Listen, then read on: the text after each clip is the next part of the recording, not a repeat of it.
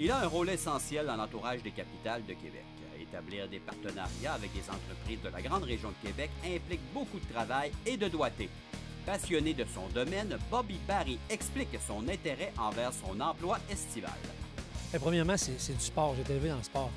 Mon père avait des commerces de sport, j'étais haut comme ça. J'ai été élevé à suivre son équipe de fastball partout au Québec. J'ai été élevé à suivre ses équipes de hockey partout au Québec aussi. Fait que quand tu travailles dans l'atmosphère, tu es à l'extérieur, dans le sport, je pense que tu ne peux pas demander le meilleur des deux mondes comme ça, là.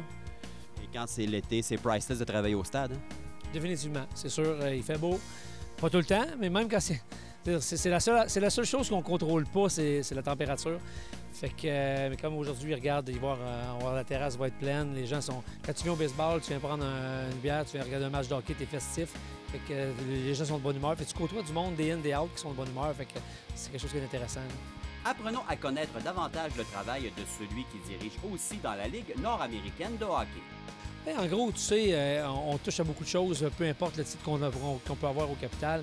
Mais la majorité de mon travail, c'est les ventes corporatives, c'est vendre la publicité ici, entretenir des partenariats avec les compagnies qui s'affichent au stade, qui viennent au stade, qui viennent sur la terrasse avec leurs employés et tout ça. Je touche un petit peu aux opérations baseball aussi par rapport aux appartements des joueurs, ces choses-là. Mais en gros, je veux dire, c'est ça. C'est probablement un petit peu d'opération baseball, mais beaucoup au niveau des ventes pour l'équipe. À partir de quel moment tu commences justement à approcher ou encore à renouveler des partenariats avec des commanditaires?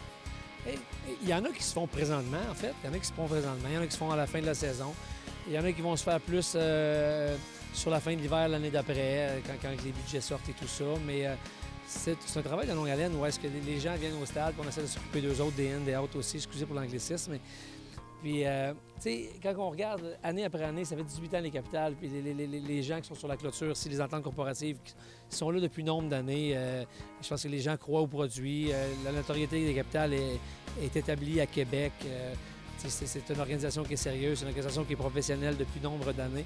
Fait qu'après ça, tout ce qu'on a à faire, c'est, je veux dire, continuer à livrer la marchandise puis être des bons partenaires avec les gens qui viennent avec nous. L'une des forces des capitales repose sur la qualité du service après-vente avec les partenaires. Oui, c'est sûr, C'est sûr, je pense que ça a été établi par Michel Laplante avec les années puis les gens qui l'ont entouré et tout ça.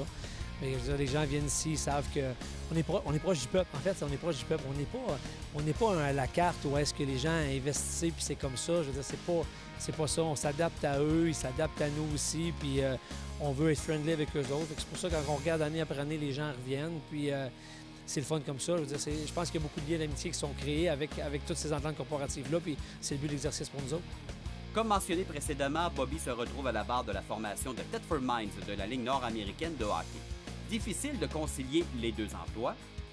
Écoute, il y a une partie d'année, en fait, il y a deux parties d'année où est-ce que, oui, c'est sûr que les deux entrent en ligne de compte en même temps. Quand on regarde, là, si on va regarder ici la fin août, début septembre, quand les séries commencent au Capital, c'est le début de mon camp d'entraînement à Thetford Mines. Puis après ça, où est-ce que le gros du travail au niveau corporatif tombe en février, mars, avril. Je tombe dans la fin de saison au hockey, plus les séries éliminatoires. La période qui est le plus demandante au hockey, c'est les séries éliminatoires. Fait que c'est sûr qu'il y a deux périodes dans la saison où est-ce que les deux rentrent vraiment en ligne de compte, puis les semaines vont plus vite que d'habitude. Mais comme je disais au début tout, c'est le baseball puis c'est le hockey. Fait que pour moi, c'est un milieu que j'adore travailler dedans. Fait que ça va très bien. Il y a des périodes également, les périodes de transaction, de repêchage aussi pour la Ligue nord-américaine, donc il faut que tu combines aussi les deux. Oui, c'est sûr. C'est arrivé, dans le fond, au début du mois de juin, où est-ce qu'on s'approchait de la séance de sélection de la Ligue nord-américaine.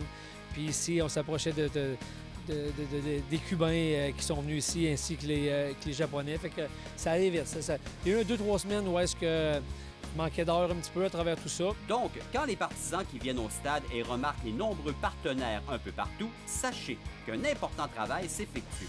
C'est en quelque sorte ce qui permet d'assurer la survie de l'équipe avec, bien entendu, les amateurs présents match après match.